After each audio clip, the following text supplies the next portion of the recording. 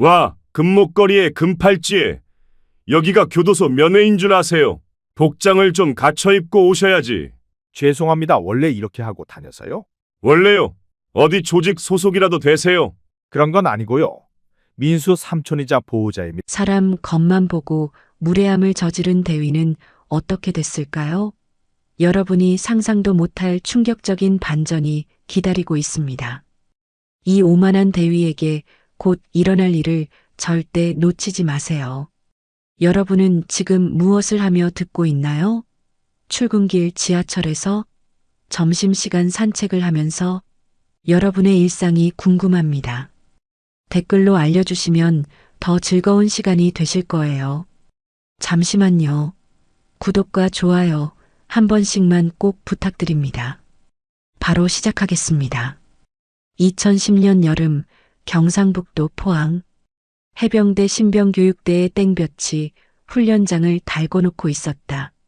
아스팔트 위로 아지랑이가 피어오르는 오후 2시 21살 윤민수의 전투화가 뜨거운 땅을 차며 달렸다. 하나, 둘, 셋, 넷. 구령에 맞춰 숨이 턱까지 차올랐지만 민수는 입을 꽉 다물고 버텼다. 늦깎이라는 꼬리표가 따라붙는 게 싫어서가 아니라 그보다는 여기서 무너질 수 없다는 강박 때문이었다. 삼촌이 기다리고 있어. 갓 돌이된 자신을 안아올린 그 거대한 손의 온기가 아직도 생생했다. 20년 전 그 혹독했던 겨울밤이 떠올랐다. 그날은 유난히 추웠다. 눈이 펑펑 내리던 12월 20일. 한 살배기 민수는 아무것도 모른 채 요람해서 울고만 있었다. 여보, 정말 못 살겠어요. 형수 김미영의 목소리가 떨리고 있었다. 26살의 그녀는 갑작스러운 교통사고로 남편을 잃고 나서 완전히 무너진 상태였다. 아이까지 책임질 수는 없어요. 저도 먹고 살기가 힘든데. 거실에 놓인 짐가방이 그녀의 결심을 말해주고 있었다. 민수는 배가 고파서 울고 있었지만 아무도 신경 쓰지 않았다. 그때 현관문이 열렸다. 형수님, 윤석진이 들어왔다. 36살의 그는 당시 소령 계급으로 한창 바쁜 시기였지만 형의 부고를 듣고 곧바로 달려왔다. 석진 씨, 왔구나. 형은 어떻게 해? 윤석진은 아무 말 없이 민수가 있는 요람으로 다가갔다. 아기는 여전히 울고 있었고 기저귀도 한참 전에 갈아야 할 상태였다. 이 아이는 어떻게 할 겁니까? 그게 저도 어떻게 해야 할지. 김미영은 고개를 돌렸다. 솔직히 말하면 이 아이까지 책임지고 싶지 않았다. 자신의 인생도 망가진 상황에서 남의 아이까지 키울 여유는 없었다. 형수님 가실 거면 가세요. 이 아이는 내가 키웁니다. 윤석진의 목소리는 조용했지만 단호했다. 그는 이미 마음을 정한 상태였다. 정말 괜찮겠어요? 네. 제가 책임지겠습니다. 김미영은 안도의 한숨을 쉬었다. 그리고 더 이상 머뭇거리지 않고 짐을 들고 나갔다. 뒤돌아보지도 않았다. 윤석진은 혼자 남겨진 아기를 안아 올렸다. 민수는 여전히 울고 있었지만 삼촌의 품에 안기자 조금씩 진정되기 시작했다. 이제 우리 둘뿐이구나. 그날 밤 윤석진은 밤새 민수를 돌봤다. 분유를 타는 법도 몰랐고 기저귀 가는 법도 서툴렀다. 하지만 포기하지 않았다. 형, 미안해. 내가 이 아이를 잘 키울게. 그 후로 윤석진은 정말 아버지가 되었다. 군인이라는 직업상 바쁜 일정이었지만 민수를 위해서는 시간을 냈다. 민수가 5살 때의 일이었다. 유치원에서 아버지를 그려오라는 숙제가 있었다. 다른 아이들은 모두 아빠 그림을 그려왔지만 민수는 삼촌을 그렸다. 민수야, 이게 누구야? 우리 아빠요. 아빠? 근데 이 사람은 민수 삼촌이잖아. 삼촌이 우리 아빠예요. 선생님은 당황했지만 민수는 태어났다. 그에게는 삼촌이 곧 아버지였으니까. 그날 저녁 윤석진은 민수의 그림을 보며 눈시울이 뜨거워졌다. 서툴지만 정성스럽게 그린 그림 속에는 커다란 사람이 작은 아이의 손을 잡고 있었다. 삼촌, 내가 그린 거 어때? 정말 잘 그렸구나. 우리 민수가 이렇게 그림도 잘 그리다니. 삼촌이 제일 멋있어서 그렸어요. 윤석진은 민수를 꼭 안아주었다. 이 아이에게 자신이 얼마나 소중한 존재인지 새삼 깨달았다. 민수가 10살이 되던 해 학교에서 체육대회가 있었다. 아버지와 함께하는 2인 삼각 경기가 있었는데 민수는 고민이 됐다. 삼촌, 체육대회에 와줄 수 있어요? 물론이지. 왜? 아빠들이랑 같이 하는 경기가 있어요. 윤석진은 잠시 망설였다. 자신이 가는 게 민수에게 부담이 될까봐 걱정됐다. 민수야, 삼촌이 가면 다른 친구들이 뭐라고 하지 않을까? 괜찮아요. 삼촌이 우리 아빠니까요. 체육대회 날 윤석진은 정확히 시간에 맞춰 나타났다. 평상복을 입었지만 어쩔 수 없이 드러나는 군인다운 자세와 체격 때문에 다른 아버지들 사이에서도 눈에 띄었다. 와, 민수 아빠 정말 크시다. 운동 많이 하시나 봐. 2인 삼각 경기에서 민수와 윤석진은 1등을 했다. 민수는 상을 받으며 환하게 웃었다. 삼촌, 우리가 1등이에요.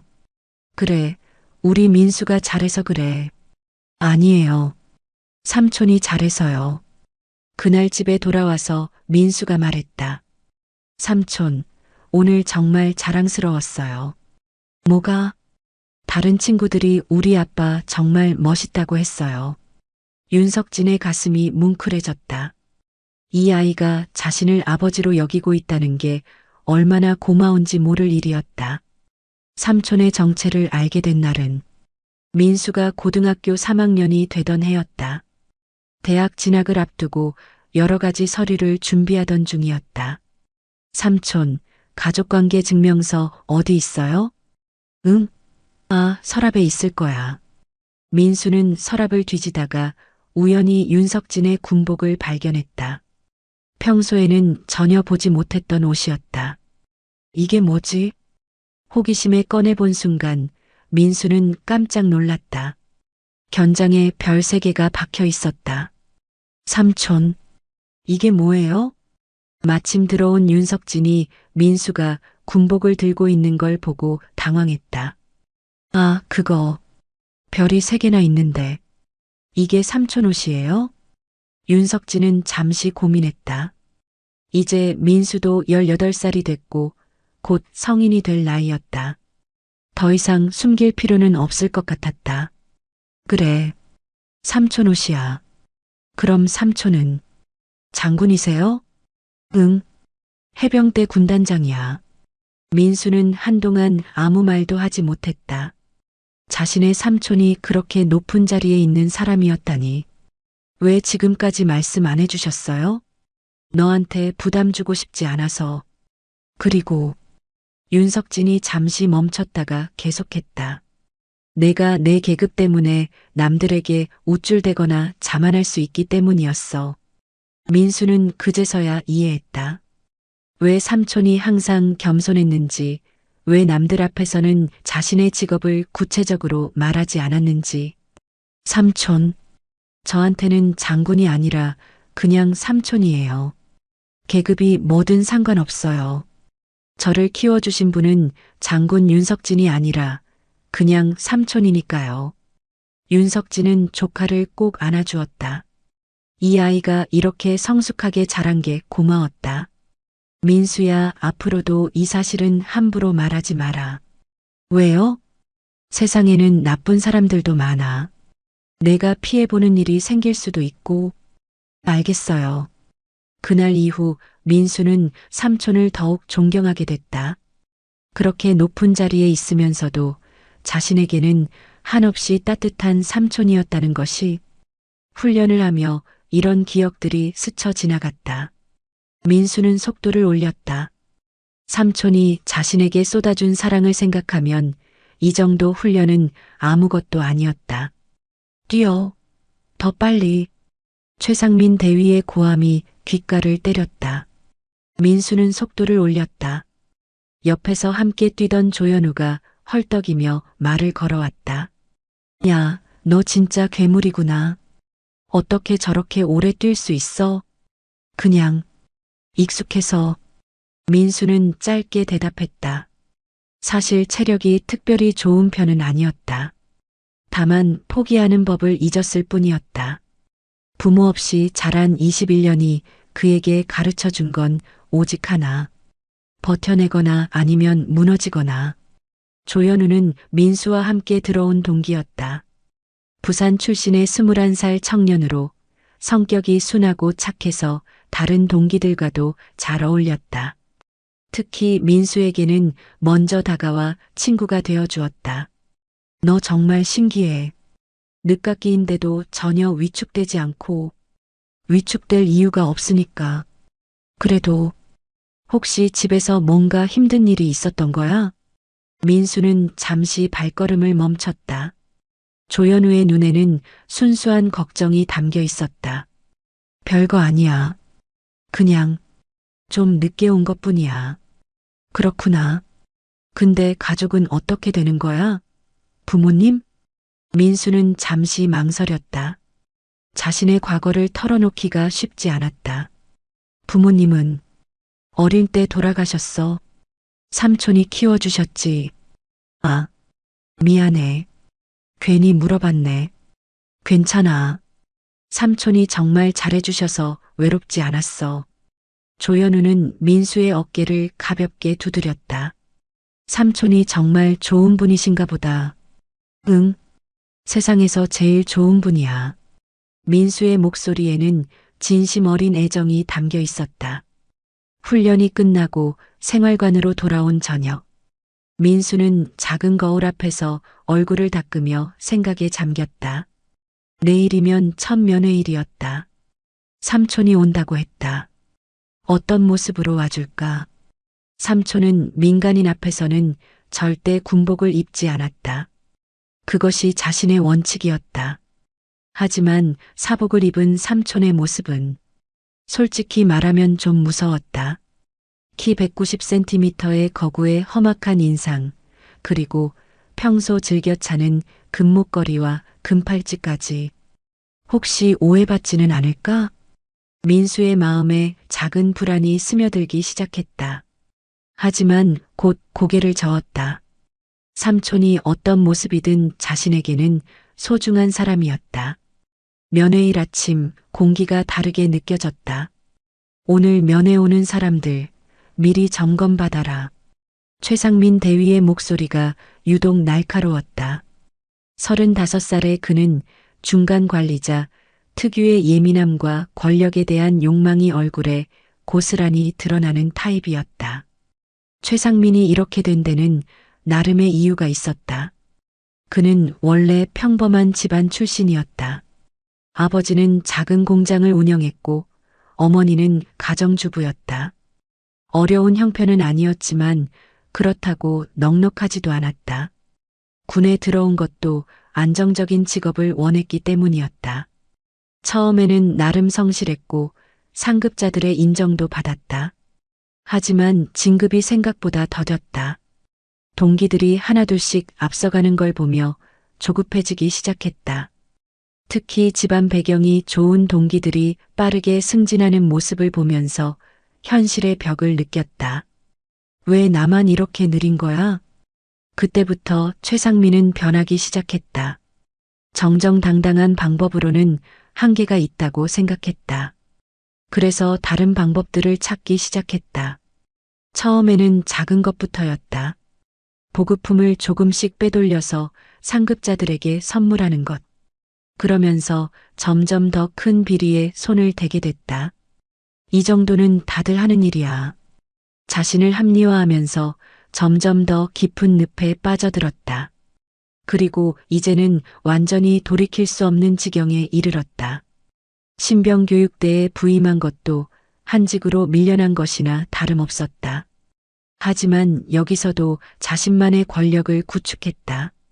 보급과 훈련을 담당하면서 나름의 영향력을 행사했다. 여기서라도 제대로 해야지. 하지만 제대로의 의미가 이미 왜곡되어 있었다. 그에게 제대로라는 건 자신의 이익을 챙기는 것이었다. 대위는 신병교육대에서 나름의 실세였다. 부대 내 각종 보급과 장비 관리를 담당하면서 상당한 영향력을 행사하고 있었다. 특히 상급자들과의 연결고리 역할을 하면서 자신만의 권력 구조를 만들어 놓았다. 민수는 면회복으로 갈아입으며 가슴이 두근거리는 걸 느꼈다. 20명 남짓한 동기들 중에서 면회가 오는 건 절반도 안 됐다. 나머지는 아예 연락이 끊긴 상태거나 아니면 집안 사정이 복잡한 경우가 대부분이었다. 같은 생활관에 있는 김태호는 가족과 연락이 끊긴 지 이미 6개월이 넘었다. 부모가 이혼하면서 서로 자신을 떠넘기다가 결국 아무도 책임지지 않게 된 것이었다. 너희들은 좋겠다. 면회라도 와주는 사람이 있어서. 태호의 목소리에는 쓸쓸함이 배어 있었다. 태호야, 우리가 내 가족이야. 조연우가 위로의 말을 건넸다. 고마워. 그래도 가끔은 그립더라. 이런 상황들을 보면서 민수는 삼촌이 얼마나 소중한 존재인지 새삼 깨달았다. 윤민수 훈련병, 면회실로 이동하라. 부사관의 목소리가 복도에 울렸다. 민수는 서둘러 면회실로 향했다. 문을 열고 들어서는 순간 그는 자신의 눈을 의심했다. 윤석진이 거기 서 있었다.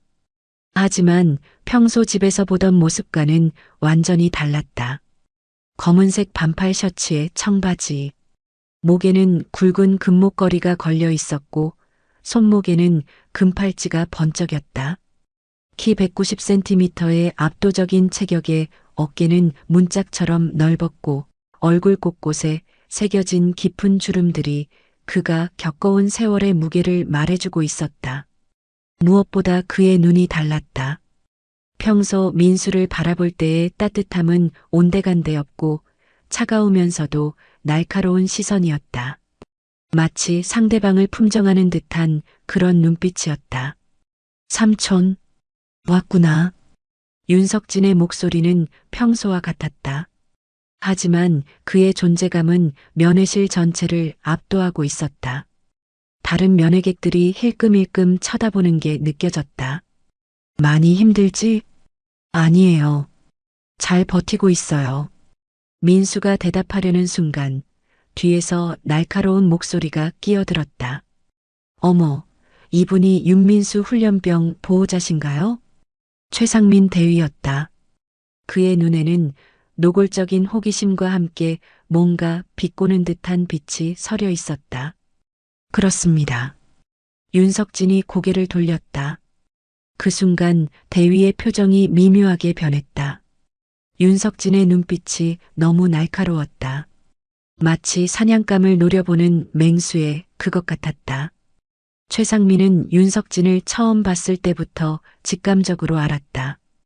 이 사람은 보통 사람이 아니라는 것을. 저런 포스를 가진 사람을 본 적이 없는데. 윤석진의 체격도 압도적이었지만 무엇보다 그 눈빛이 범상치 않았다.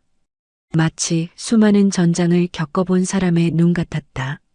하지만 최상민의 머릿속에는 이미 선입견이 자리 잡고 있었다. 금목걸이, 금팔찌, 그리고 검은 옷차림.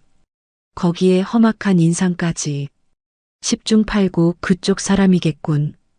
최상민은 자신의 판단을 확신했다. 그리고 동시에 기회라고 생각했다. 이런 배경을 가진 훈련병을 적절히 압박하면 뭔가 이득을 볼 수 있을 것 같았다. 어디 한번 떠보자.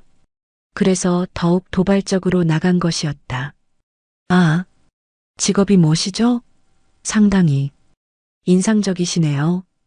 대위의 말투에는 이미 편견이 스며들어 있었다. 윤석진의 외모를 보고 선입견을 갖기 시작한 것이다. 사업을 합니다. 윤석진의 대답은 짧고 건조했다. 하지만 최상민 대위는 그 답변에 만족하지 않는 듯했다. 사업이요? 어떤 사업인지 궁금하네요. 금목걸이에 검은 옷. 요즘 사업가분들 스타일이 독특하시네요. 그 순간 공기가 얼어붙었다. 윤석진의 표정이 차갑게 굳어졌고 민수는 가슴이 철렁 내려앉는 걸 느꼈다. 별로 중요하지 않은 얘기 같은데요. 혹시 조직 두목이라도 되시나요? 하하. 최상민 대위가 마침내 자신의 속내를 드러냈다. 완전히 윤석진을 조직 폭력배로 단정하고 있는 것이었다. 민수의 얼굴이 창백해졌다.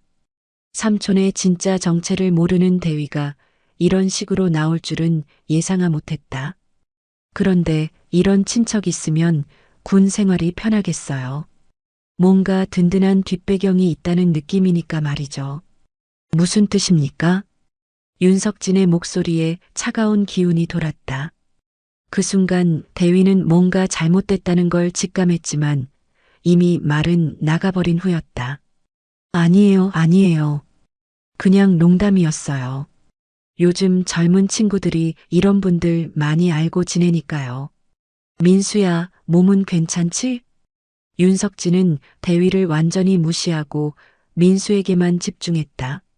하지만 그 짧은 대화 동안 면회실의 분위기는 이미 돌이킬 수 없이 변해버렸다. 면회가 끝나고 민수가 생활관으로 돌아왔을 때 동기들의 시선이 예전과 달랐다. 소문이 퍼지는 과정. 야, 윤민수. 내 삼촌 진짜 무서워 보이더라. 제일 먼저 입을 연 것은 박정민이었다. 서울 출신으로 입담이 좋아서 부대 내 소식통 역할을 하는 동기였다. 조직 사람 같던데? 진짜야? 이번에는 김성우가 끼어들었다. 그는 평소 영화나 드라마를 좋아해서 그런 쪽에 대한 상상력이 풍부했다. 금목걸이 봤어? 완전 그쪽 사람 같은데. 대위님이 뭔가 경계하는 눈빛이었어. 동기들의 말이 꼬리에 꼬리를 물고 이어졌다. 민수는 아무 대답도 할 수 없었다. 설명하려고 해도 믿어줄 것 같지 않았고 무엇보다 삼촌의 진짜 정체를 밝힐 수는 없었다. 야, 그런데 진짜 조폭이면 어떻게 하지? 그럼 우리도 조심해야 하는 거 아니야? 아니야, 민수는 착한 놈이잖아. 하지만 집안이 그렇다면 동기들 사이에서 갑론을박이 벌어졌다. 어떤 이들은 민수를 변호했지만 어떤 이들은 거리감을 드러내기 시작했다. 조현우만이 민수 곁으로 다가와 작은 목소리로 말했다. 신경 쓰지 마. 사람들은 겉모습만 보고 판단하니까. 고마워. 그런데 정말 뭐 하시는 분이야? 궁금해서 그래. 조현우의 질문에 민수는 잠시 망설였다. 가장 가까운 친구에게라도 진실을 말하기는 어려웠다.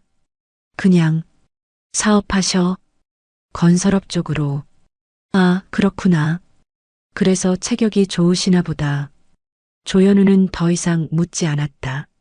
하지만 민수는 친구에게 거짓말을 한 것 같아서 마음이 무거웠다.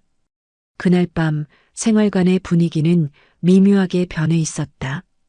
야, 근데 진짜 조폭이면 여기서 뭔 일이 생길까? 설마 부대까지 영향력이 미치겠어? 모르지. 요즘 그런 사람들 인맥이 어떤지 모르잖아. 동기들의 수군거림이 계속됐다. 민수는 이불을 뒤집어 쓰고 누웠지만 잠이 오지 않았다. 생활관에는 20명의 동기들이 있었고 각자 민수에 대한 반응이 달랐다. 박정민은 호기심이 많은 타입이었다. 그는 민수의 삼촌에 대해 더 알고 싶어 했지만 동시에 조심스러워하기도 했다. 야, 민수야. 내 삼촌 정말 무서워 보이던데? 그냥 덩치가 크셔서 그래. 아니야, 눈빛이 달랐어. 뭔가 경험이 많아 보이는? 김성우는 영화를 많이 본 탓에 상상력이 과했다. 야, 혹시 삼촌이 조직의 간부급은 아닐까? 무슨 소리야?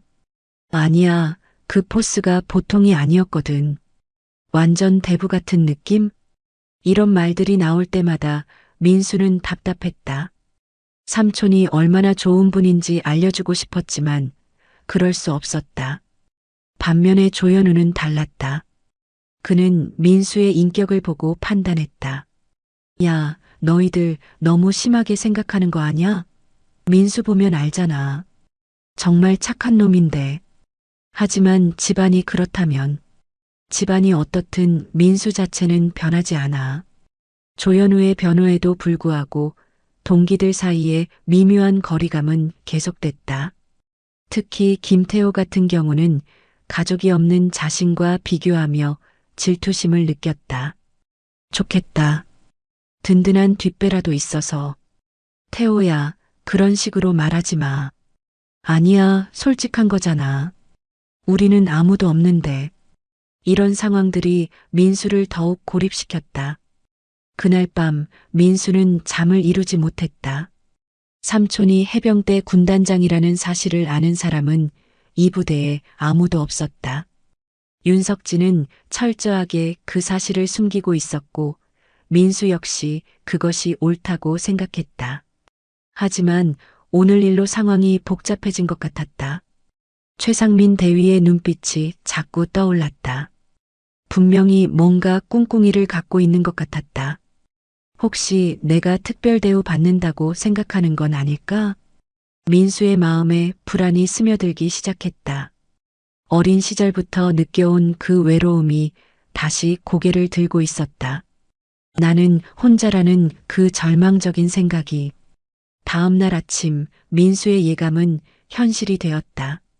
윤민수, 앞으로 나와. 최상민 대위의 목소리가 생활관을 가득 채웠다. 민수는 벌떡 일어나 앞으로 나갔다. 어제 면회 재미있었지? 무슨 말씀이시죠? 아, 모르는 척하나? 내 삼촌 말이야. 꽤 대단한 사업가인 것 같던데? 대위의 말투에는 노골적인 조롱이 섞여 있었다. 민수는 입술을 꽉 다물었다. 대답 안 해? 그래, 빽 있으면 좋겠다. 특히 그런 무서운 빽이면 더욱. 그런 게 아닙니다. 아니라고? 그럼 뭐야? 평범한 사업가가 저렇게 무서워 보이나? 금목걸이에 문신까지? 최상민 대위는 민수 주변을 빙빙 돌며 말했다. 다른 훈련병들이 숨을 죽이고 지켜보고 있었다. 그런데 말이야, 내가 어느 라인인지도 대충 감이 잡히더라. 민수는 고개를 갸웃했다. 무슨 말인지 이해할 수 없었다. 오소령과 친분이 있다던데? 아, 너 모르는 척하지 마. 다 알고 있어. 오상필 소령? 민수는 그 이름을 들어본 적이 없었다. 하지만 대위는 이미 자신만의 결론을 내린 상태였다. 사실 최상민 대위는 어젯밤 나름대로 조사를 해봤다. 윤민수의 신상 정보를 뒤져보면서 뭔가 특별한 연결고리가 있을 거라고 생각했다. 우선 민수의 출신 지역을 확인했다.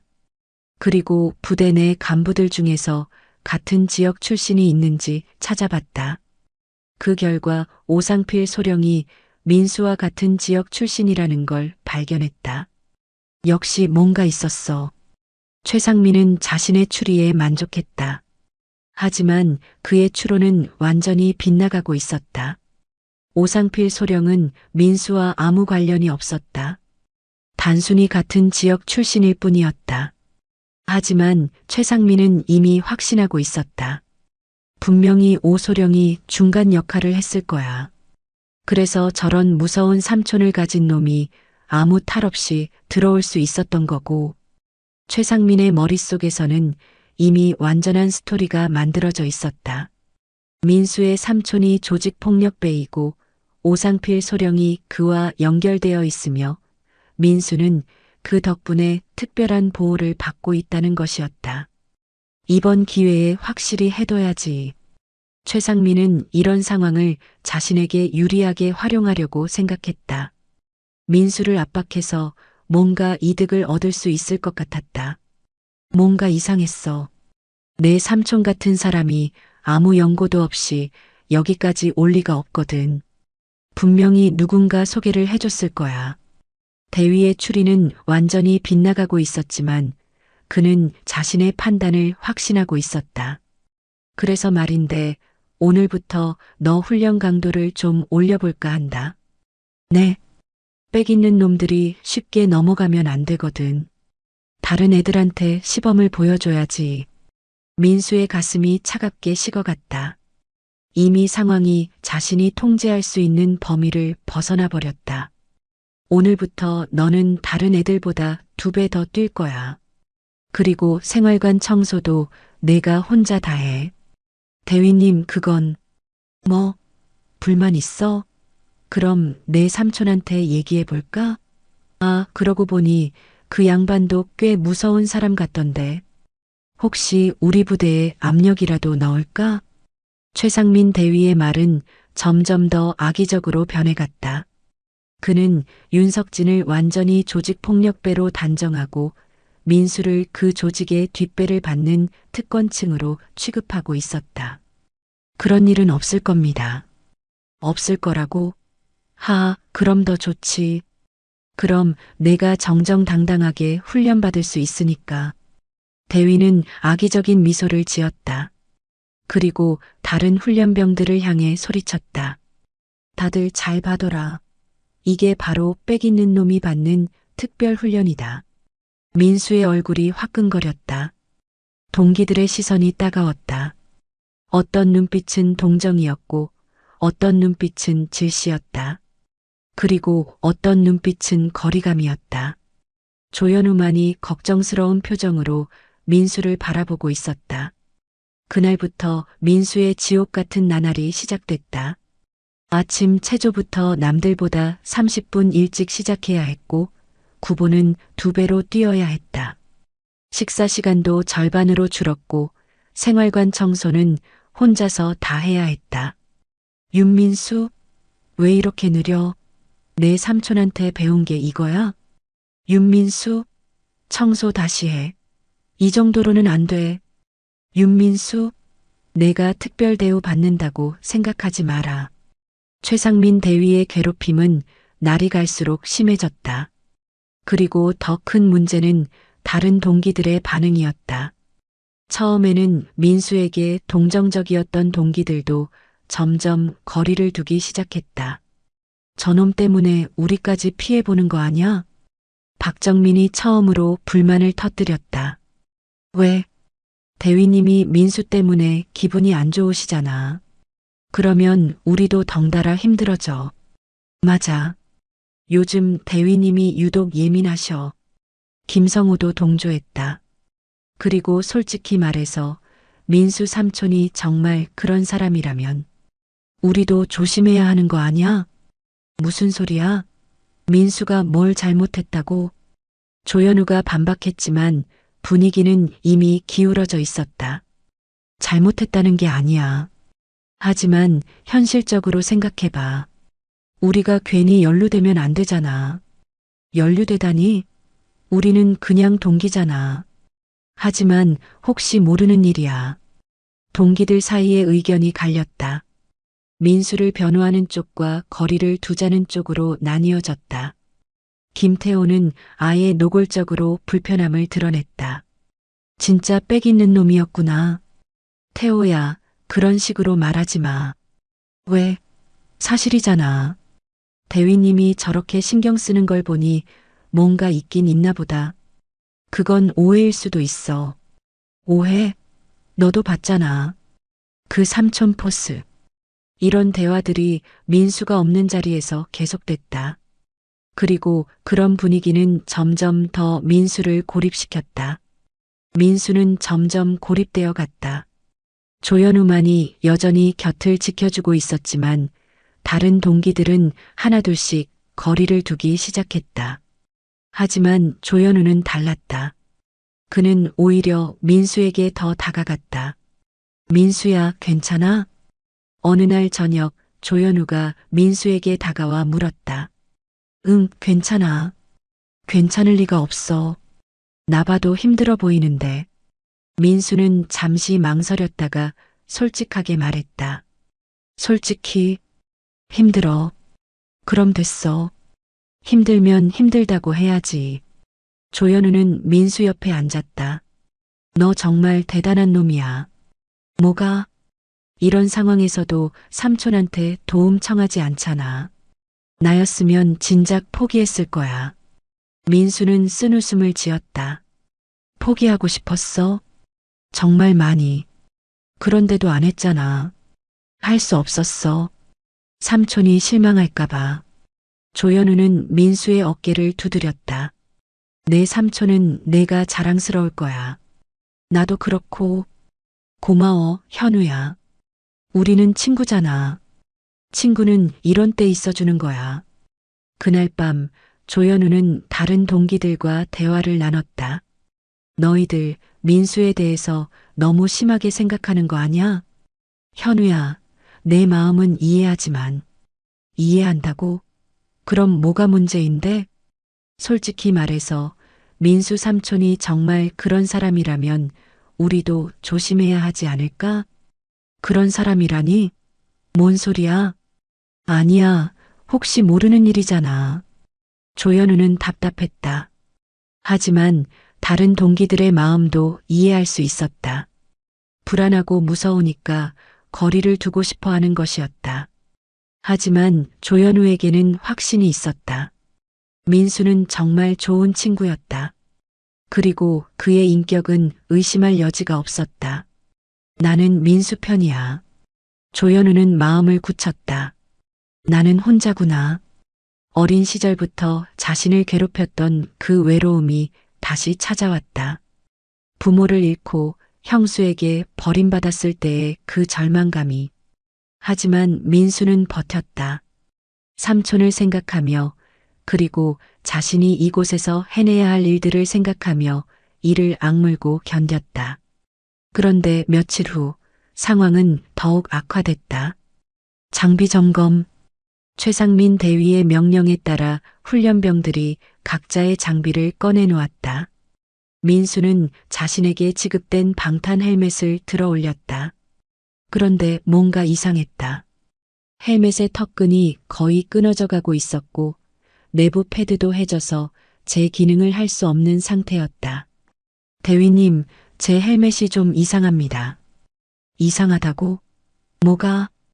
턱끈이 끊어질 것 같고 패드도 많이 해졌습니다. 최상민 대위가 다가와서 헬멧을 대충 살펴봤다. 분명히 교체가 필요한 상태였지만 그는 고개를 저었다. 이 정도면 쓸만하잖아. 군인이 그렇게 까탈스러우면 어떻게 해? 하지만 안전에 문제가. 안전? 너 지금 나한테 안전 운운하는 거야? 내 삼촌한테 새 걸로 바꿔달라고 부탁해봐. 또다시 삼촌 얘기가 나왔다. 민수는 입을 다물 수밖에 없었다. 부대 내 비리의 실상. 사실 민수가 받은 헬멧이 불량품인 것은 우연이 아니었다. 최상민 대위가 의도적으로 배정한 것이었다. 부대의 장비 중에는 정상품과 불량품이 섞여 있었다. 정상품은 상급자들이나 인맥이 있는 훈련병들에게 주고 불량품은 그렇지 않은 훈련병들에게 주는 것이 불문율이었다. 민수의 경우는 더 심했다. 일부러 가장 상태가 나쁜 장비를 배정받은 것이었다. 야, 제 헬멧 진짜 엉망이네. 동기들도 민수의 헬멧 상태를 보고 수군거렸다. 우리 건 괜찮은데. 왜 민수 것만 저래? 뭔가 일부러 그런 것 같은데. 하지만 아무도 나서서 도와주지는 않았다. 괜히 자신들도 표적이 될까봐 두려웠던 것이다. 조현우만이 다가와서 말했다. 야, 민수야. 내 걸 바꿨을까? 아니야, 괜찮아. 괜찮을 리가 없어. 진짜 위험해 보이는데. 괜찮다니까. 민수는 조현우까지 곤란하게 만들고 싶지 않았다. 그날 오후 실전 훈련에서 결국 문제가 생겼다. 민수가 장애물을 넘다가 헬멧이 흘러내렸고 균형을 잃어 무릎을 다쳤다. 심각한 부상은 아니었지만 피가 나고 있었다. 윤민수, 뭐 하는 거야? 헬멧이 흘러내려서. 핑계 대지 마. 내가 주의를 안 한 거지. 최상민 대위는 민수의 부상에 대해서는 전혀 신경 쓰지 않았다. 오히려 이것을 핑계로 더 큰 트집을 잡았다. 다들 봐라. 이게 바로 특권의식에 젖은 놈의 결과다. 장비 탓을 하고 있어. 민수는 묵묵히 피를 닦으며 다시 일어났다. 항의하고 싶었지만 그럴수록 상황만 더 나빠질 것 같았다. 하지만 이것은 시작에 불과했다. 며칠 후 민수는 보급 창고에서 충격적인 장면을 목격했다. 청소 당번으로 창고 근처를 지나다가 우연히 본 것이었다. 최상민 대위가 몇 명의 부사관들과 함께 보급품을 어디론가 빼돌리고 있었다. 이거 다 처리됐지? 예, 대위님. 장부에도 다 정리했습니다. 좋아. 그럼 내일 약속된 곳으로 가져가고. 알겠습니다. 민수는 숨을 죽이고 그 장면을 지켜봤다. 분명히 불법적인 일이 벌어지고 있었다. 부대의 보급품을 사적으로 빼돌리는 것이었다. 상자에 적힌 글씨를 보니 전투 식량과 의료용품이었다. 훈련병들이 사용해야 할 물품들을 빼돌리고 있는 것이었다. 저래서 우리가 항상 부족하다고 하는구나. 민수는 그제서야 이해했다. 왜 식량이 항상 모자랐는지, 왜 의료용품이 늘 부족했는지. 하지만 곧바로 현실을 깨달았다. 신고해야 하나? 하지만 누가 믿어줄 것인가? 최상민 대위는 부대 내에서 상당한 영향력을 가진 인물이었다. 그리고 자신은 이미 문제아로 찍힌 상태였다. 더욱이 관련된 부사관들까지 있다는 것은 이것이 조직적인 범죄라는 뜻이었다. 혼자서 맞서기에는 너무 큰 조직이었다. 어떻게 해야 하지? 민수는 고민에 빠졌다. 하지만 일단은 조용히 돌아섰다. 혹시라도 들킬까봐 조심스럽게 그 자리를 벗어났다. 그날 밤 민수는 잠을 이루지 못했다. 계속해서 오늘 본 장면이 떠올랐다. 부대의 물품을 빼돌리는 것은 명백한 범죄였다. 하지만 자신이 할 수 있는 일이 있을까? 삼촌이라면 어떻게 하실까? 삼촌은 늘 정의롭게 살라고 말했다. 부당한 일을 보면 가만히 있어서는 안 된다고. 하지만 지금 상황에서는 어떻게 해야 할지 막막했다. 더 큰 문제는 따로 있었다. 다음 날 조연우가 훈련 중에 쓰러졌다. 현우야. 민수가 달려갔지만 조연우는 의식을 잃은 상태였다. 탈수 증상이 심했고 체온도 위험할 정도로 올라가 있었다. 대위님, 응급실로 보내야 합니다. 뭐, 이 정도로? 최상민 대위는 쓰러진 조연우를 내려다보며 혀를 찼다. 요즘 애들은 정말 약해졌어. 예전에는 이 정도로 쓰러지는 놈이 없었는데. 대위님, 진짜 위험해 보입니다. 병원에 가야 될 것 같습니다. 병원? 훈련 중에 병원 간다고? 그럼 훈련은 누가 책임져? 민수는 믿을 수 없었다. 사람이 쓰러져 있는데 훈련 일정을 걱정하고 있다니. 제가 응급처치를 해보겠습니다. 민수는 조연우 곁에 무릎을 꿇고 앉았다. 삼촌에게 배운 기본적인 응급처치를 떠올리며 조연우의 상태를 확인했다. 조연우의 맥박이 매우 빨랐고 호흡도 거칠었다. 체온이 심각하게 올라가 있어서 즉시 조치를 취해야 할 상황이었다. 아, 윤민수? 누가 응급처치하라고 했어? 하지만은 무슨, 지금 훈련 중이야. 내가 마음대로 판단할 일이 아니라고. 최상민 대위가 민수를 밀어냈다. 그 순간 민수의 참을성이 한계에 달했다. 사람이 죽어가는데 훈련이 더 중요합니까? 순간 주변이 조용해졌다. 민수가 대위에게 대든 것이었다. 뭐라고? 지금 내가 나한테 대드는 거야? 죄송합니다. 하지만 현우가 정말 위험해 보입니다. 민수는 고개를 숙였지만 물러서지 않았다. 위험하다고? 그럼 내가 의사야? 내 삼촌이 의사야? 또다시 삼촌 얘기였다. 최상민 대위는 모든 상황을 민수의 특권의식으로 연결지으려 하고 있었다. 다행히 다른 간부가 개입하면서 조현우는 의무실로 옮겨졌다. 하지만 민수의 마음은 이미 바닥으로 떨어진 상태였다. 훈련 방해로 기록해도 부사관이 수첩에 뭔가를 적었다. 민수는 절망감에 휩싸였다. 친구를 구하려 했을 뿐인데 오히려 잘못한 사람이 되어버렸다. 그날 저녁 의무실에서 돌아온 조현우는 민수에게 고마움을 표했다. 고마워, 민수야. 내가 아니었으면 큰일 날 뻔했어. 괜찮아. 그런데 몸은 어때? 많이 나아졌어. 의무병이 그러는데 조금만 늦었으면 정말 위험했을 거라고 하더라. 민수는 안도의 한숨을 쉬었다. 그런데 미안해. 조현우가 갑자기 고개를 숙였다. 뭐가? 너 때문에 내가 피해를 봤다는 소리 들었어. 다른 애들이 그러더라. 민수의 가슴이 먹먹해졌다. 친구를 구하려 했을 뿐인데 그것마저 민수 때문이라고 여겨지고 있었다. 신경 쓰지 마. 그런 건 중요하지 않아. 아니야, 중요해. 나 때문에 내가 더 힘들어지는 거잖아. 조현우의 목소리에 미안함이 가득했다. 현우야, 우리는 친구잖아. 친구 걱정하는 게 당연한 거 아니야? 그래도는 무슨. 나는 후회하지 않아. 내가 무사해서 다행이야. 조현우는 민수의 손을 꽉 잡았다. 고마워.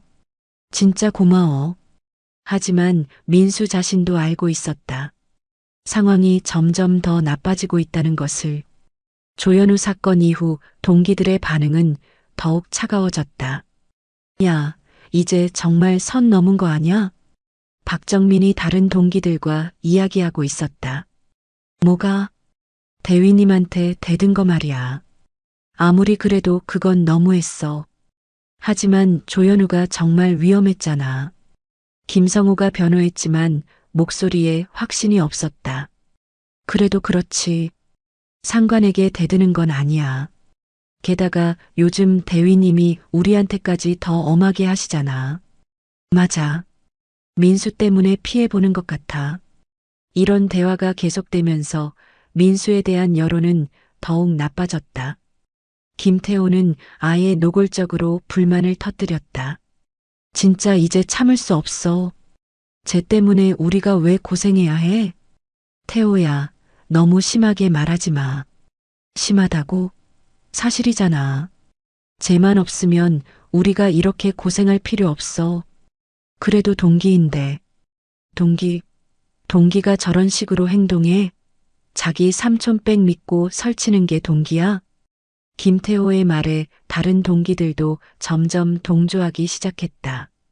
솔직히 말해서 처음부터 뭔가 이상했어. 왜 혼자만 늦가기로 왔는지도 의심스럽고. 그리고 그 삼촌 포스는 뭐야? 정말 무서웠어. 이런 식으로 민수에 대한 의혹과 불신이 증폭되어 갔다.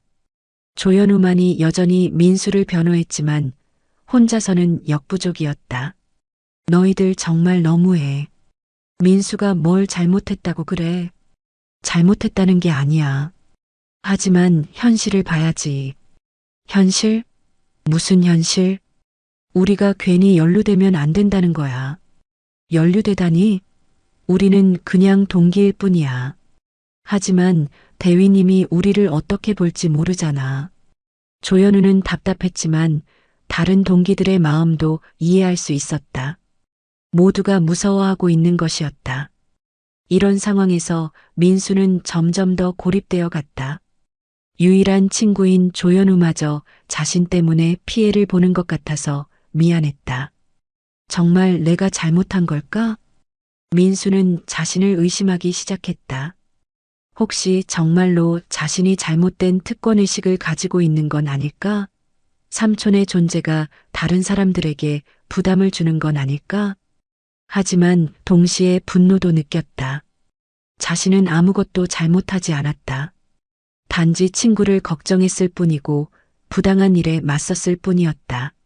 삼촌이라면 뭐라고 하실까? 삼촌은 늘 정의롭게 살라고 했다. 부당한 일을 보면 가만히 있어서는 안 된다고. 하지만 지금 상황에서는 그것이 더 큰 문제를 만들어내는 것 같았다. 어떻게 해야 하지? 민수는 깊은 고민에 빠졌다. 며칠 후, 민수는 마침내 용기를 내어 상급자에게 신고하기로 결심했다. 더 이상 이런 부당한 상황을 참을 수 없었다. 대대장님께 면담을 신청하고 싶습니다. 민수가 중대본부에 찾아가서 말했다. 행정부사관이 의아한 표정으로 그를 바라봤다. 면담? 무슨 일로? 개인적인 문제가 있어서 최상민 대위님께 먼저 상의해 봤어? 그게 바로 그 문제와 관련이 있어서. 부사관은 잠시 고민하더니 고개를 끄덕였다. 알겠어. 대대장님께 전달해 볼게. 이틀 후 민수는 대대장실에 들어섰다. 대대장은 50대 초반의 중령으로 온화한 인상을 가진 사람이었다. 앉아봐. 무슨 일이야? 민수는 숨을 깊게 들이쉬고 입을 열었다. 최상민 대위님의 부당한 처우에 대해 신고하고 싶습니다. 대대장의 표정이 진지해졌다. 구체적으로 어떤 일들이 있었는지 말해봐. 민수는 차근차근 설명했다. 면회 이후부터 시작된 표적 괴롭힘, 고장난 장비를 억지로 쓰게 한 것, 조현우가 쓰러졌을 때의 일, 그리고 보급품 빼돌리는 것을 목격한 일까지. 대대장은 민수의 말을 조용히 들었다. 하지만 표정에는 점점 곤란함이 드러나고 있었다. 그런 일들이 있었구나. 예. 그래서 정식으로 신고하고 싶습니다. 그런데 말이야, 윤민수 훈련병. 대대장이 잠시 멈췄다가 다시 입을 열었다. 내가 말한 일들이 사실이라면 분명히 문제가 있어. 하지만 지금 이 시점에서 이런 일을 크게 만드는 게 과연 좋을까? 네. 민수는 당황했다. 예상과 다른 반응이었다. 생각해봐. 신병교육 과정은 이제 몇 주 남지 않았어. 이런 일로 부대가 시끄러워지면 너한테도 좋을 게 없을 거야. 민수는 믿을 수 없었다. 명백한 부당함을 신고했는데 오히려 일을 키우지 말라는 얘기였다. 하지만 대대장님, 이건 명백한 권력 남용이고. 알아. 내 마음도 이해해. 하지만 군대라는 곳이 원래 좀 그런 면이 있어. 특히 신병 때는 더 그렇고. 사실 대대장에게도 나름의 고민이 있었다. 최상민 대위의 문제점을 모르는 건 아니었다. 하지만 지금 이것을 공식화하면 부대 전체에 큰 파장이 일어날 것이 분명했다. 무엇보다 최상민 대위는 상급 부대와 연결고리가 있는 인물이었다. 그를 건드리면 자신에게도 좋지 않은 일이 생길 수 있었다. 조용히 넘어가는 게 최선이야. 대대장은 이미 마음을 정한 상태였다. 큰 문제로 키우지 말고 적당히 무마시키는 것이. 하지만 민수의 신고 내용 중에 하나가 그를 불안하게 했다. 보급품 유용 사건 말이었다. 이것이 사실이라면 정말 큰 문제가 될 수 있었다.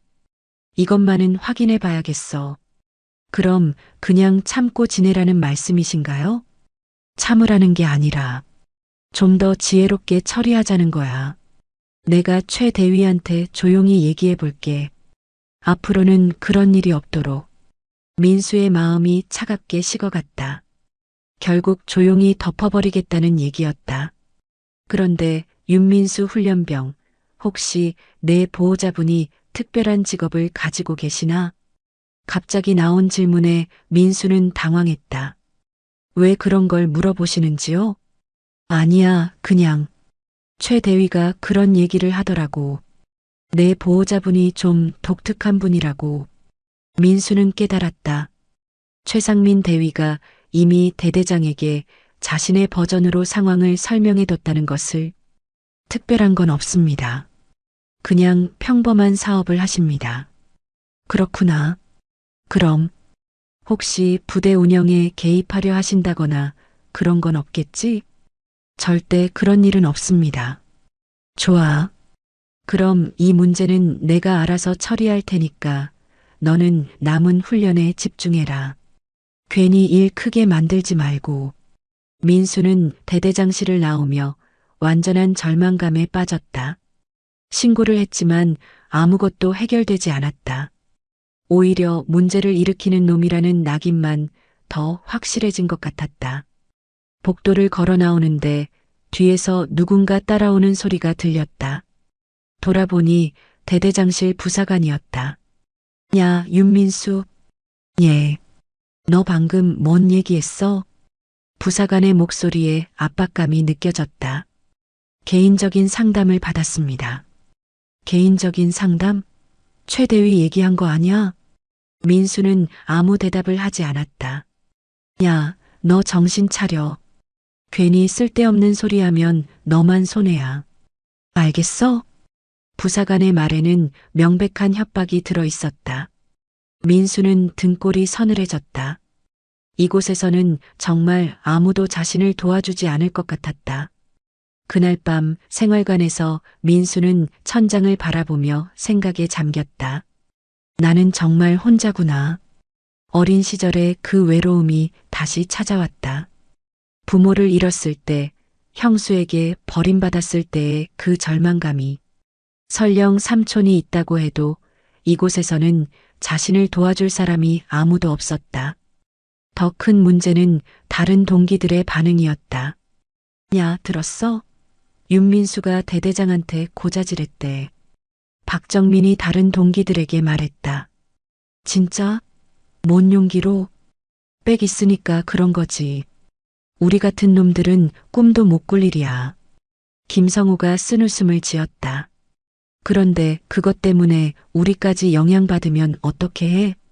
무슨 영향? 대위님이 우리한테 더 엄하게 할 수도 있잖아.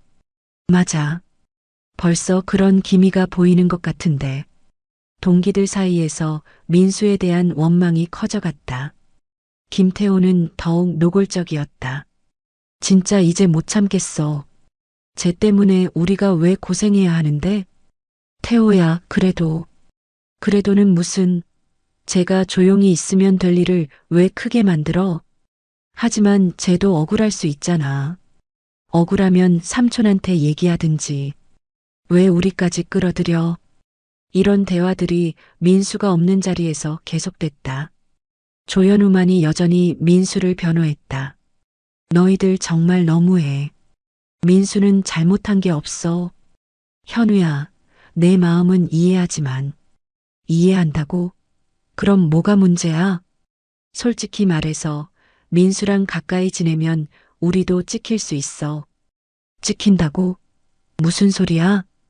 대위님이 민수랑 친한 놈들까지 눈의 가시로 볼 수 있잖아. 조현우는 기가 막혔다. 그럼 친구를 버리라는 거야? 버리라는 게 아니야.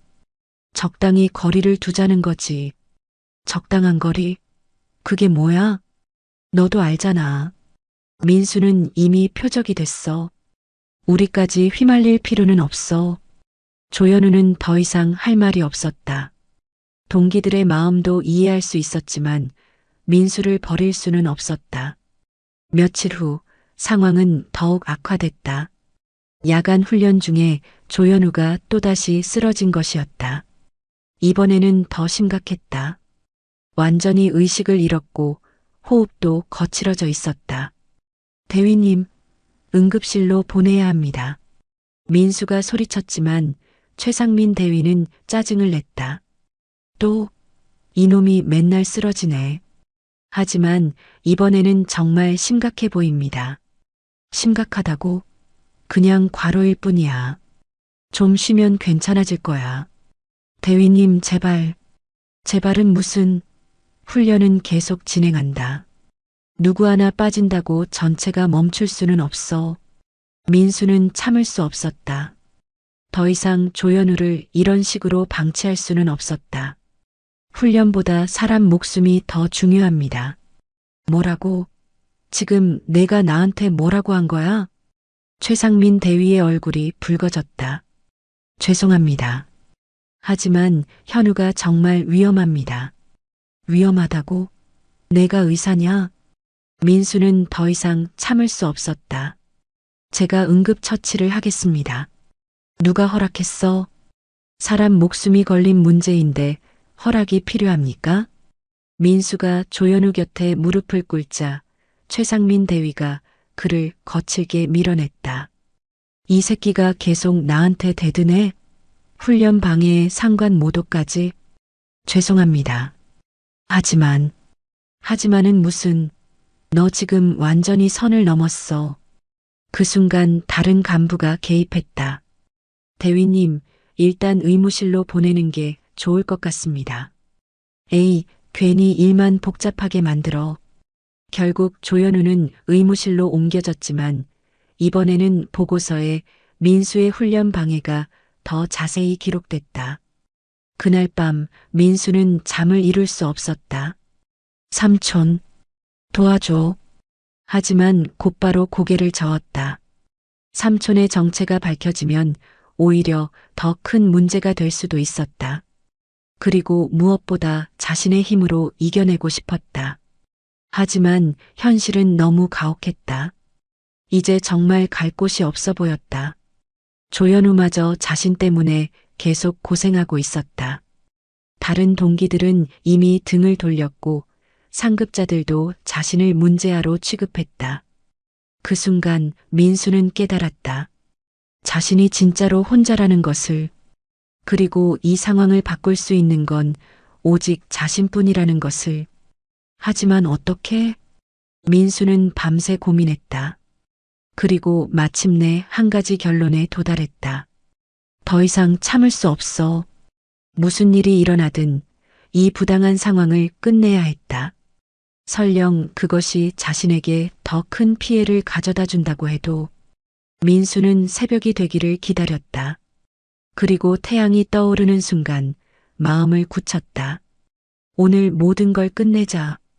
다음 날 아침 부대에 묘한 긴장감이 돌았다. 대대장이 갑자기 모든 간부들을 소집했고 뭔가 중요한 일이 벌어지고 있다는 소문이 퍼졌다. 무슨 일이지? 검열 나온다는 얘기도 있고, 아니면 상부에서 감찰 나오는 건 아닐까? 훈련병들 사이에서도 수군거림이 계속됐다. 하지만 정확한 정보를 아는 사람은 아무도 없었다. 최상민 대위의 표정이 유독 어두웠다. 평소와 달리 초조해 보였고 자꾸만 시계를 확인하고 있었다. 최상민은 며칠 전부터 불안감에 시달리고 있었다. 우선 윤민수의 신고가 신경 쓰였다. 대대장이 조용히 덮어주겠다고 했지만 혹시 모를 일이었다.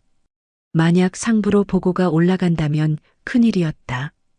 특히 보급품 유용건은 정말 위험했다. 이것이 드러나면 자신은 물론이고 관련된 모든 사람들이 큰 처벌을 받게 될 것이었다. 괜히 그놈을 건드린 건 아닐까? 하지만 이미 늦었다. 윤민수를 괴롭히기 시작한 것도 그의 친구까지 표적으로 삼은 것도 모두 돌이킬 수 없는 일이 되어버렸다. 혹시 정말 뒷배경이 있는 건 아닐까? 최상민은 윤민수의 삼촌을 떠올렸다. 그 압도적인 포스와 날카로운 눈빛. 분명히 보통 사람은 아니었다. 설마 정말 그쪽 사람일까? 만약 그렇다면 자신이 지금까지 한 일들이 얼마나 위험한 것인지 모를 일이었다. 하지만 이미 물러설 수도 없는 상황이었다. 계속 밀어붙이거나 아니면 완전히 무너지거나. 뭔가 이상하지 않아? 조연우가 민수에게 속삭였다. 다행히 어제 일로 큰 문제는 없었지만 여전히 컨디션이 완전히 회복되지는 않은 상태였다. 글쎄, 뭔지 모르겠어. 민수도 이상한 분위기를 느끼고 있었다. 뭔가 큰 일이 일어날 것 같은 예감이 들었다. 오전 10시쯤 부대 상공에서 헬기 소리가 들려왔다. 헬기? 무슨 헬기지? 훈련병들이 하늘을 올려다봤다. 검은색 군용 헬기가 부대 상공을 선회하고 있었다. 최상민 대위의 얼굴이 창백해졌다. 그는 급하게 대대본부로 뛰어갔다. 대대장님, 지금 무슨 일입니까? 나도 잘 모르겠어. 갑자기 군단에서 연락이 와서. 군단에서요? 대대장의 목소리도 떨리고 있었다. 응. 긴급 감찰이라고 하더라. 최상민 대위의 가슴이 철렁 내려앉았다. 감찰이라는 단어만으로도 등골이 서늘해졌다. 혹시 누가 신고라도 했나요? 글쎄, 정확한 건 모르겠어. 하지만 상당히 높은 분이 직접 오신다고 하더라. 그 순간 헬기가 부대 활주로에 착륙하기 시작했다. 민수는 훈련장에서 그 모습을 지켜보고 있었다.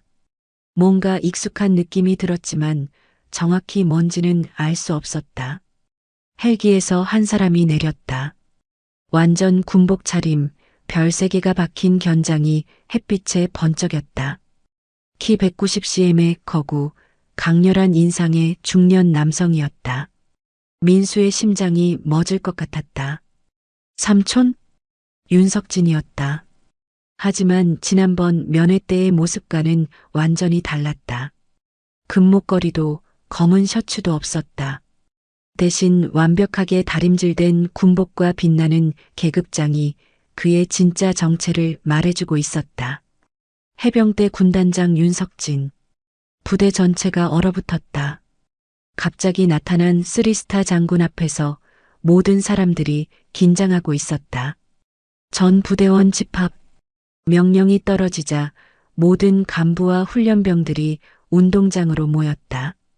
민수도 다른 동기들과 함께 대열에 섰다. 동기들이 수군거렸다. 저분이 누구야? 3스타잖아. 군단장이야. 군단장이 왜 여기에? 뭔 일이 생긴 거야? 하지만 민수는 아무 말도 할 수 없었다. 자신의 삼촌이 바로 저 사람이라는 걸 누가 믿겠는가? 윤석진이 부대 앞에 섰다. 그의 존재감이 운동장 전체를 압도했다. 나는 해병대 군단장 윤석진이다. 그 순간 최상민 대위의 다리가 후들거렸다. 그제서야 깨달았다. 지난번 면회 때 자신이 조롱했던 그 사람이 바로 3스타 장군이었다는 것을. 아, 망했다. 최상민의 머릿속이 하얘졌다. 자신이 해병대 군단장을 조직폭력배로 몰고 조롱했다는 사실이 머릿속에서 계속 맴돌았다. 오늘부터 이 부대에 대한 전면적인 감찰을 실시한다. 윤석진의 목소리는 차갑고 단호했다. 보급, 훈련, 인사관리 모든 것을 점검할 것이다. 부정과 부패가 발견되면 어떤 일이 벌어질지는 각자 알아서 판단하기 바란다. 민수는 가슴이 뛰는 걸 느꼈다. 삼촌이 온 것이다. 하지만 동시에 걱정도 됐다. 혹시 자신 때문에 이런 일이 벌어진 건 아닐까? 동기들 사이에서 웅성거림이 일었다. 군단장이 직접 왔다고? 뭔 일이 그렇게 큰 거야? 감찰이면 뭔가 문제가 있다는 거잖아. 혹시 우리 부대에 큰 문제가 있는 건가? 박정민이 갑자기 민수를 바라봤다. 야, 혹시 뭐 내 삼촌이랑 저분이랑 닮지 않았어? 민수는 깜짝 놀랐다. 하지만 침착하게 대답했다. 그냥 체격이 비슷해서 그런 것 같은데. 아니야, 뭔가 더 비슷한 것 같은데. 다른 동기들도 점점 의심의 눈빛을 보내기 시작했다. 김성우가 중얼거렸다. 설마 그런 건 아니겠지? 뭐가? 아니야, 말도 안 되는 소리야. 하지만 동기들의 의심은 점점 커져만 갔다. 최상민 대위는 앞으로 나와라. 윤석진의 명령에 최상민 대위가 비틀거리며 앞으로 나갔다. 그의 얼굴은 이미 창백하게 질려 있었다. 지난번 면회 때 나를 기억하나? 예, 기억합니다. 최상민의 목소리가 떨리고 있었다. 그때 무슨 말을 했었지? 최상민 대위는 아무 말도 할 수 없었다. 자신이 해병대 군단장을 조직폭력배로 몰고 조롱했다는 사실이 머릿속에서 계속 맴돌았다. 조직 두목이냐고 물어봤었지? 죄송합니다. 사과는 나중에 해도 된다. 지금은 다른 할 일이 있으니까. 윤석진이 군검찰 수사관들을 향해 손짓했다. 그들이 최상민 대위에게 다가갔다. 최상민 대위, 부대 보급품 유용 및 훈련병 가혹행위 혐의로 조사받을 것을 통보합니다. 필승, 뭐라고 하셨습니까? 최상민은 그 자리에 주저앉을 뻔했다. 또한 훈련 중 안전사고, 은폐 및 보고, 누락 혐의도 추가됩니다. 최상민 대위는 그제서야 모든 것이 끝났다는 걸 깨달았다. 자신의 모든 비리가 다 드러났다는 것을. 윤석진이 민수를 바라봤다. 하지만 그의 눈에는 평소의 따뜻함이 아니라 냉정함만 있었다. 윤민수 훈련병. 예. 민수가 큰 소리로 대답했다. 동기들이 모두 민수를 바라봤다. 그들의 눈에는 놀라움과 의심이 뒤섞여 있었다. 앞으로 나와라. 민수는 떨리는 다리로 앞으로 나갔다. 동기들의 시선이 따가웠다. 박정민이 작은 소리로 중얼거렸다. 설마, 정말? 김성호도 믿을 수 없다는 표정이었다. 이름이 같은 건 우연일까? 조현우만이 민수를 걱정스럽게 바라보고 있었다. 내가 겪은 일들에 대해 정식으로 조사할 것이다. 예. 그리고 윤석진이 잠시 멈췄다가 다시 입을 열었다. 내가 이 부대에서 받은 부당한 처우에 대해서는 철저히 책임을 묻겠다. 민수의 눈에 눈물이 맺혔다. 삼촌이 와줬다. 자신을 지켜주러 와준 것이었다. 하지만 동기들의 반응은 달랐다. 진짜야. 진짜 윤민수 삼촌이었어. 군단장이 삼촌이라고? 그럼 지금까지 우리가. 동기들 사이에서 충격과 당황이 퍼져나갔다. 김태호는 얼굴이 새하얗게 질렸다. 자신이 지금까지 군단장의 조카를 무시하고 괴롭혔다는 사실을 깨달았기 때문이었다. 박정민도 마찬가지였다. 자신이 민수에 대해 했던 말들이 떠올랐다. 완전 망했다. 동기들은 모두 같은 생각을 하고 있었다. 조현우만이 다른 반응을 보였다. 역시 민수였어. 그는 민수가 특별한 사람이라는 걸 알고 있었다. 하지만 이 정도일 줄은 몰랐다. 그날부터 부대는 완전히 뒤바뀌었다. 군검찰 수사관들이 부대 곳곳을 조사하기 시작했고 최상민 대위의 비리가 하나둘씩 드러났다. 보급품 빼돌리기, 장비 관리 소홀, 훈련병 가혹행위, 안전사고 은폐까지. 그가 저지른 일들의 목록은 생각보다 훨씬 길었다. 이 정도였다고? 윤석진이 조사 결과를 보며 분노를 감추지 못했다. 예. 상당히 체계적으로 이루어진 것 같습니다. 그동안 상급자들은 뭘 했던 거야? 그것도 조사 중입니다. 일부 간부들이 연루된 것으로 보입니다. 윤석진의 얼굴이 차갑게 굳어졌다. 자신이 몰랐던 사이에 조카가 이런 부당한 일들을 겪고 있었다는 사실이 그를 분노하게 했다. 수사관이 보고서를 읽어 내려갔다. 보급품 유용건의 경우 지난 6개월간 총 2천만 원 상당의 물품이 빠져나간 것으로 추정됩니다. 2천만 원? 예. 전투식량, 의료용품, 장비 부품 등이 줄을 이뤘습니다. 그래서 훈련병들이 항상 부족하다고 했던 거구나. 윤석진은 이를 악물었다. 또한 장비 관리 소홀로 인한 안전사고도 다수 발생했습니다. 특히 윤민수 훈련병에게 지급된 헬멧의 경우 의도적으로 불량품을 배정한 것으로 보입니다. 의도적으로? 예. 정상 장비는 따로 빼놓고 고장난 장비만 골라서 준 것 같습니다. 윤석진의 분노가 극에 달했다. 그리고 조현우 훈련병의 탈수 사고도 적절한 조치를 취하지 않아 악화된 것으로 보입니다. 즉시 병원으로 보냈어야 할 상황을 방치했다는 얘기지? 그렇습니다. 자칫하면 큰 사고로 이어질 뻔했습니다. 윤석진은 주먹을 꽉 쥐었다. 자신의 조카와 그 친구가 이런 위험한 상황에 노출되어 있었다는 사실이 견딜 수 없었다. 오상필 소령은 어디 있어? 지금 불러오겠습니다. 잠시 후 오상필 소령이 들어왔다. 그는 윤석진을 보자마자 얼굴이 창백해졌다. 소령, 그동안 뭘 했나? 예. 이 부대에서 이런 일들이 벌어지고 있는 동안 상급자로서 뭘 했냐고. 오상필 소령은 아무 말도 할 수 없었다. 사실 그는 최상민 대위의 비리를 어느 정도 알고 있었지만 그를 막을 용기도 힘도 없었다. 윤석진이 소령을 노려봤다. 그의 눈빛이 얼음처럼 차가웠다. 모르고 있었습니다. 오상필의 목소리가 떨렸다. 모르고 있었다고? 부하의 일을 모르고 있었다고? 죄송합니다. 죄송하다고 해서 해결될 일이 아니야. 윤석진의 목소리에 분노가 섞여 있었다. 소령은 이 부대의 부소대장이야. 부대에서 일어나는 모든 일에 대해 책임이 있어. 알고 있습니다. 알고 있다면서 왜 막지 않았어? 오상필 소령은 대답할 수 없었다. 솔직히 말하면 최상민 대위가 무서웠다. 그리고 귀찮았다. 문제를 일으키고 싶지 않았다.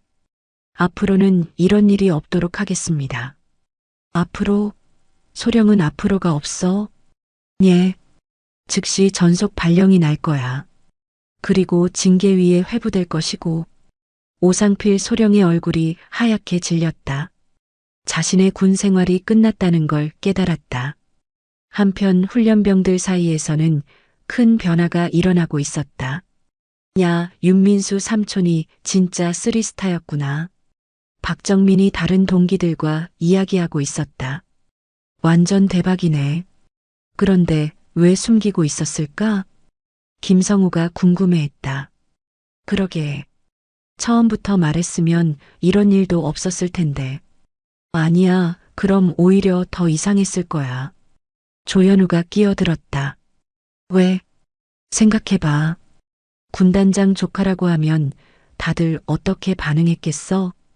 동기들은 잠시 생각해봤다. 아, 그럴 수도 있겠네. 특별 대우 받는다고 생각했을 수도 있고. 맞아. 그래서 숨겼던 거구나.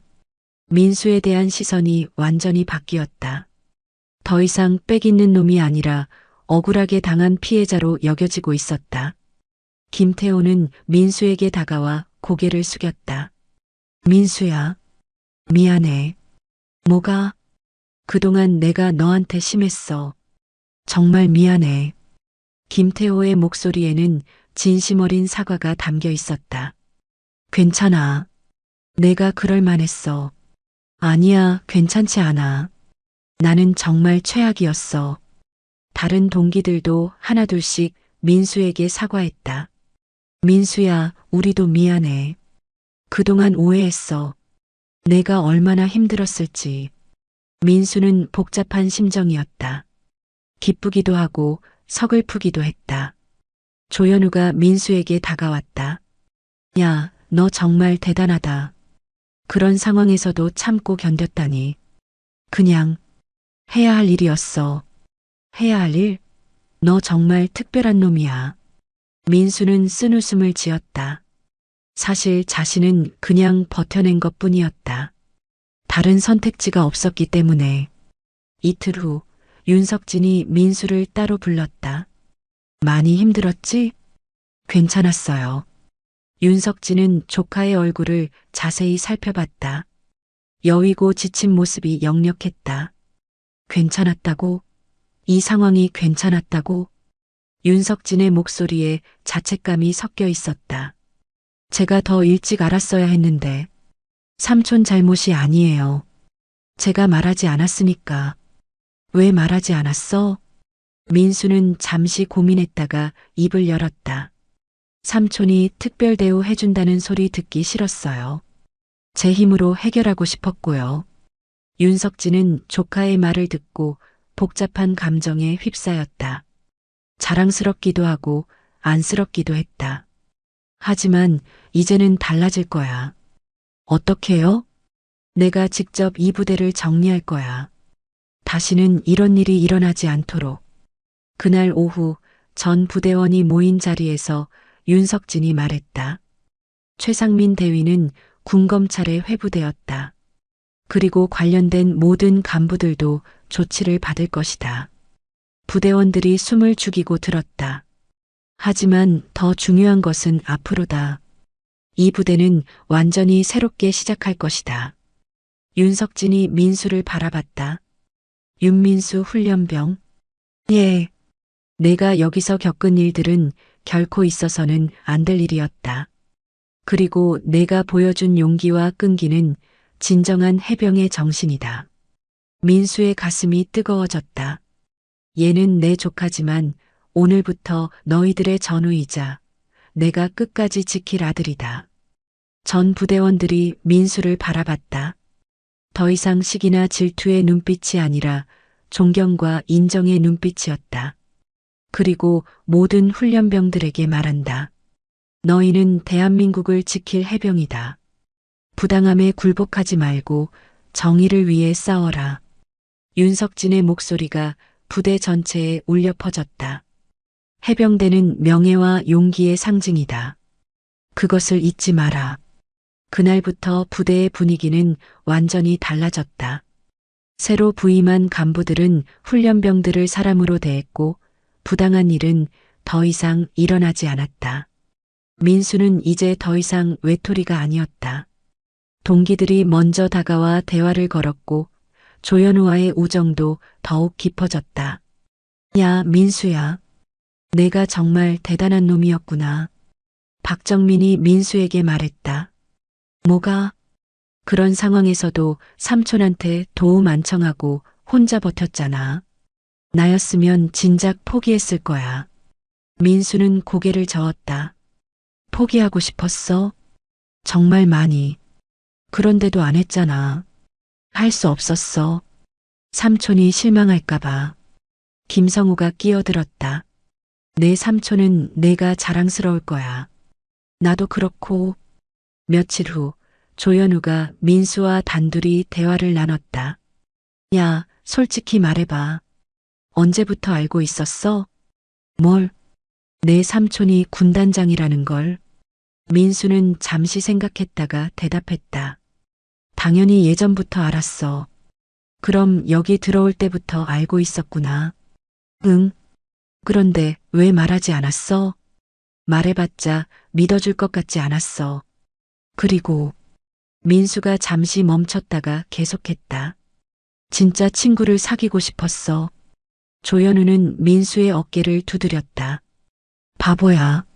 나는 처음부터 내가 좋아서 친구가 된 거야. 정말? 당연하지. 내 삼촌이 누군지는 중요하지 않아. 민수의 눈에 눈물이 맺혔다. 고마워, 현우야. 뭘? 우리는 평생 친구야. 신병교육 과정이 끝나갈 무렵 수료식이 열렸다. 최우수 훈련병 윤민수. 민수의 이름이 불려지자 전체 동기들이 박수를 쳤다. 더 이상 시기나 질투가 아닌 진심 어린 축하였다. 축하해, 민수야. 정말 대단하다. 조현우가 가장 크게 박수를 쳤다. 민수는 상을 받으며 뿌듯함보다는 고마움을 느꼈다. 이제 그는 더 이상 혼자가 아니었다. 수료식 후 각자 자대 배치를 받았다. 민수와 조현우는 다른 부대로 가게 되었다. 연락하자. 자주. 당연하지. 넌 내 평생 친구야. 두 사람은 굳게 악수했다. 다른 동기들도 하나씩 작별 인사를 했다. 민수야, 너 덕분에 많은 걸 배웠어. 김태호가 진심으로 고개를 숙였다. 우리가 너무 성급하게 판단했어. 미안해. 박정민도 사과했다. 민수는 모든 것을 이해한다고 말했다. 이제 그들은 진정한 동료가 되었다. 마지막 면회일, 윤석진이 다시 찾아왔다. 이번에는 단정한 평상복 차림이었다. 많이 성장했구나. 삼촌 덕분이에요. 아니야. 내 자신의 힘이야. 윤석진은 조카의 어깨에 손을 올렸다. 민수야, 오늘 내게 가장 중요한 말을 해주고 싶어. 네. 앞으로도 힘든 일들이 있을 거야. 하지만 절대 잊지 마라. 넌 혼자가 아니야. 민수의 눈에 눈물이 맺혔다. 그리고 이제 내가 다른 사람들에게 그 말을 전해줄 차례야. 혼자라고 느끼는 사람들에게 말이야. 내 삼촌. 정의롭게 살아라. 그리고 포기하지 마라. 그것이 진정한 해병의 정신이니까. 이틀 후 민수는 새로운 부대로 떠났다. 가방 속에는 삼촌의 편지가 들어 있었다. 너는 절대 혼자가 아니다. 언제나 내 곁에 있을 사람들이 있다는 것을 기억해라. 사랑한다.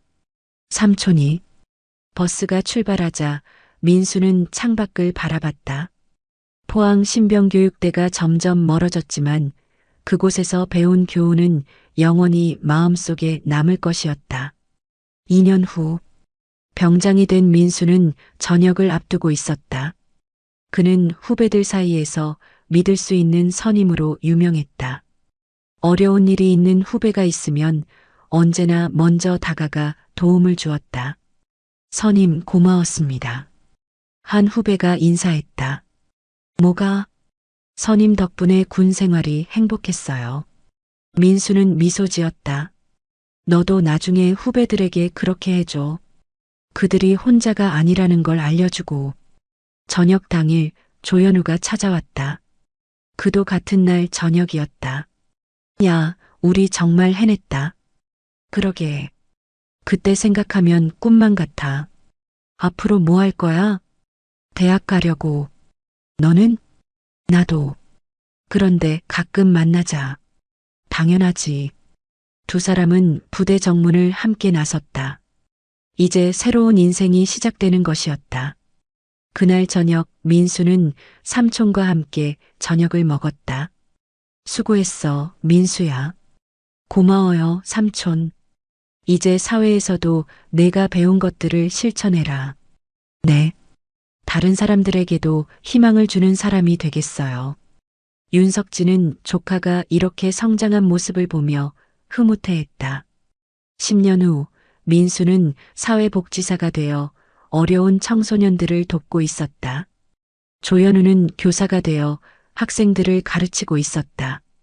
두 사람은 여전히 가장 좋은 친구였고 가끔 만나 그때 이야기를 하곤 했다. 넌 혼자가 아니야. 민수가 가장 자주 하는 말이었다. 그리고 그 말을 들은 많은 사람들이 희망을 되찾았다. 여러분은 이 이야기를 들으시면서 어떤 생각이 드셨나요? 혹시 주변에도 민수처럼 혼자라고 느끼며 힘들어하는 분들이 계신가요? 여러분만의 특별한 사연이나 경험담을 댓글로 들려주세요. 여러분의 이야기를 기다리고 있겠습니다.